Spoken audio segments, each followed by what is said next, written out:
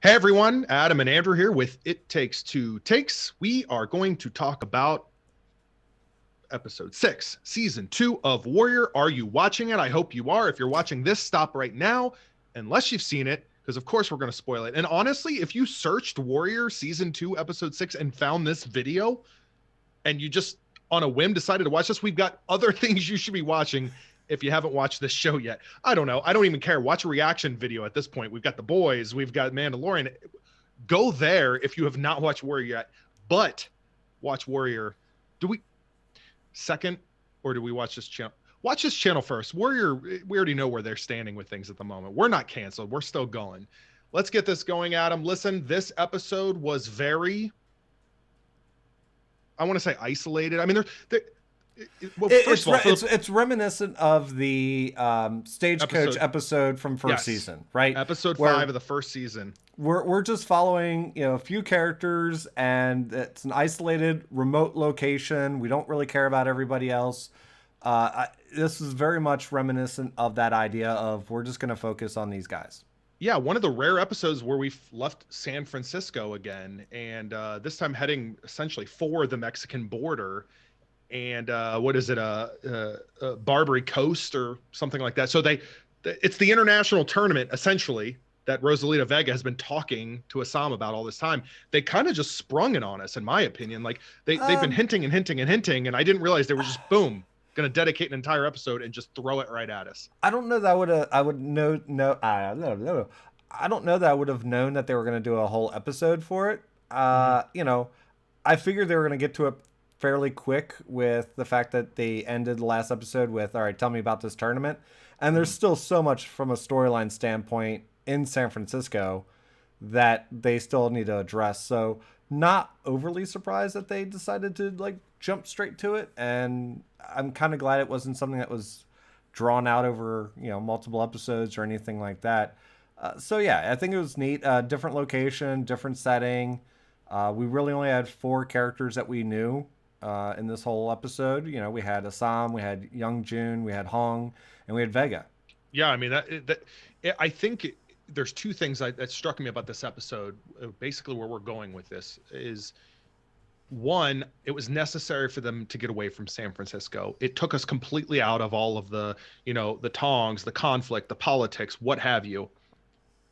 2, I think also, I don't know what I really enjoyed about episode 5 of the first season that we're referring to, where they really get outside of San Francisco, and there's this sort of they're held up inside of this saloon more or less, and it really built upon characters and kind of catapulted, in my opinion, what makes this show so great, because it forced characters to face a lot of things, and it made you care about them more. This one, sure, it does, not quite to the same degree as it fosters the relationship, I think, of Hong with with Young Jun and Assam, right?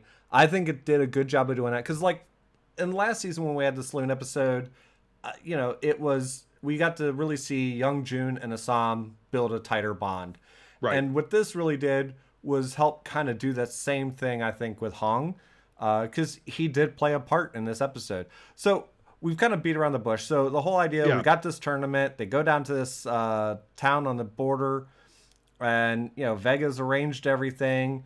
Assam's not there 5 minutes before he's kind of picking a fight with somebody who ends up being in the tournament. And the tournament, I mean, it had some neat fights. The tournament definitely wasn't the focus, though, of this. I think we got to see that Assam is, definitely able to kick some serious ass, but we kind of already knew that.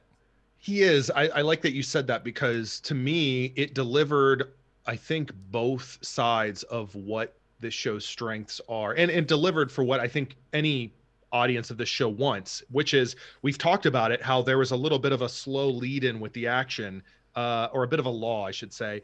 And we got a pretty significant montage, more or less, of action sequences because of Assam taking on these various opponents. And there were various fighting styles too. That was the neat thing I actually enjoyed, was every fighter fought differently. Every fighter fought differently. I love that Assam took down this I had to look it up. His name is Dolph, by the way, which is perfect. He takes down that first guy with one kick, which reminded me of Ong Bak when Tony Jaa takes down a guy with one kick after he does a bunch of acrobatics, a bit different Well, of an opponent, but it was amazing. they set this guy up. We got to see this guy Yeah. fight multiple people. We saw that he's big, he was dangerous, he's brutal. And, so you go into the fight expecting this to be, kind of a big deal type of fight. Yeah. And Assam just lays him out. Anticlimactic, but probably in a good way because of how much buildup there was. Because for everything, if you felt that was, it was a little bit, I was slighted a bit by that moment.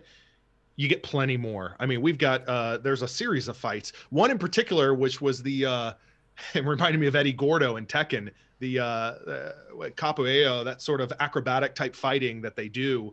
I thought that was a really cool opponent because you never get anything like that. That sort of Brazilian influence type of fighting. I thought that was interesting that they threw the mixtures in there, to your point. So I think you're going to get a little bit of variety from the fight sequences, and it wasn't just the tournament as we saw later on. So after kind of day one of fighting, Assam and Vega hook up. He got himself a little bit of that. Yeah.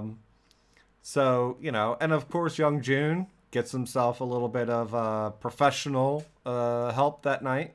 Yeah. But what I thought was neat is, the Hong that night. Hong in general was fun in this episode because he's still talking about the fact he doesn't like women. And then he finds that pair of like black and red boots that he wants.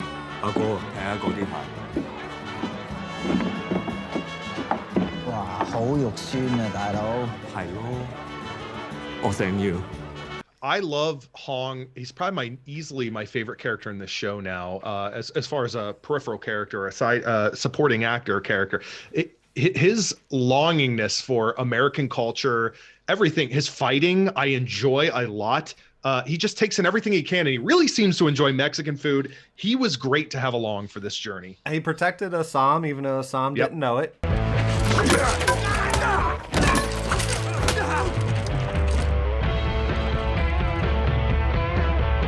He took care of his brother and got the boots that he wanted, right? Got the boots that he wanted. After Young Jun takes the pro back to the room and tells Hong to stay back a bit, which Hong makes a little joke of like, sure. What do you think, 10 minutes? He puts his feet up and he's got the boots that he wanted, that he admitted were ugly, but he wanted those boots and he got those boots. So obviously, we see Assam and Vega get a little bit cozier than we've seen them in the past and everything like that. And because of Assam's fighting, they get invited to break bread with the host of the tournament. Right. Yeah. And his wife, for all we know up to that point, Marisol, right? And that little lunch sequence of all of them sitting around the table, I had a lot of thoughts going on prior to anything going down. I don't know about you, but I mean, I've seen enough of anything. I mean, you could go into any martial arts film. You could go into any sort of dramatic sequence. You can go into a Tarantino film. There was moments where I was already pretty much pegging each person and their role and how this was going to go down. And as soon as that gun came out and Rooker kind of told its backstory and Rosalita's asking for it, and we're emptying the chamber and we're giving it to her, you kind of knew that something was going to happen. And it was, I don't know, it was very well executed in my opinion. And it was, yeah. I thought just because of the way Vega was behaving that obviously this tournament was more than just a tournament for money. She had other purpose in this case. Right. And we find out that, she had her own set of revenge that she wanted. And once she got the gun, she happened to have a bullet around her neck that she was wearing. She popped that off, put it in, and shot the guy, Yes. Which then started all hell breaking loose, right? And a whole lot of fighting as they try and get out. Ultimately, they don't make it, get arrested, and are put in a cage leading out of town. I knew it was a bit convenient, by the way, that of course that Rooker's wife, Marisol, that she couldn't bear to see them executed in front of her, that they had to be taken off site for that to happen. I was like, yeah, okay. We know where this is going. Somebody is inside on this, whether it was her or anyone else that had called the order and been involved in the order. Yeah, I thought there was something. There had to have been something more with Rooker's wife as well. Um, and you find out that it's all kind of been a setup, right? It was all a Yeah. setup. Those weren't the real marshals, and they're all gonna get away. Assam and Young Jun get the money that they needed, the prize money. Um, Vega gets what she wants, and not doesn't get what she wants in a certain way. That was honestly from the moment of the beginning of that lunch sequence until the reveal that Marisol is Vega's sister, right? I didn't see that coming, by the way, that reveal, but I knew there was some connection. I figured Marisol was either part of her village growing up or something. They had some eye contact going on during that lunch sequence that I caught, but I did not see Rooker's kind of right hand man coming out of nowhere and shooting Vega. That of all things caught me off guard the most. Yeah, and so Vega was not a long-term character. She was a means to the end just for the tournament, and I guess they had no more use for her as a character, so got rid of her. Yeah. And made sure that she's not coming back in the picture.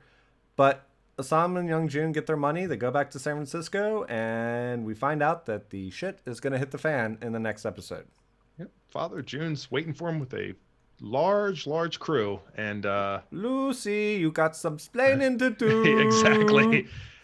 100%. Yeah, it was almost like us as viewers got swept away with this little side story. It kind of worked in two ways, of course, from a plot standpoint, and as us viewers, we kind of went into this little side story similar to what we did in episode 5 season 1, except this time we literally, with these characters, the doors are open and we are faced with what is waiting for us from a plot standpoint in San Francisco. And they couldn't have done more of an abrupt realization to, oh, right, yeah, there's a lot to be answered for with these characters back home, and here we are. Yeah, I'm looking forward to next week. We've only got 4 more episodes of the season. Yeah. We're on the down curve of the season, unfortunately. I'm thoroughly enjoying it, and it's been great entertainment, and I can't wait for next week. But this episode, it was all about the tournament, right? And it was fun. It was a fun episode. We got to see some character development. We got to see some good fighting. We got some closure on a character. I think, next week is when we get back to the bigger storyline and the bigger set of cast, and it'll be interesting to see what happened while they were gone. Because, that's not a short trip to go from San Francisco by carriage all the way down to the Mexican border. Right. So I'm wondering what might have developed while they were gone. I'm hoping there was some things that occurred while they were gone and not everybody was just paused while they were gone. But Sure. yeah, it'll be interesting to see kind of where things are, obviously, with them when they get back. Yeah. So until next week, this has been Adam and Andrew with It Takes Two Takes, and we'll see you next week. Hey everyone, Andrew with It Takes Two Takes. We're playing some royalty-free music, so don't even bother Shazamming that one. We got videos over here I think you're going to enjoy, and there's a button over here I'm going to enjoy. Let's make this all work together, right? Please subscribe. Check out what else we have going on. Thanks for watching.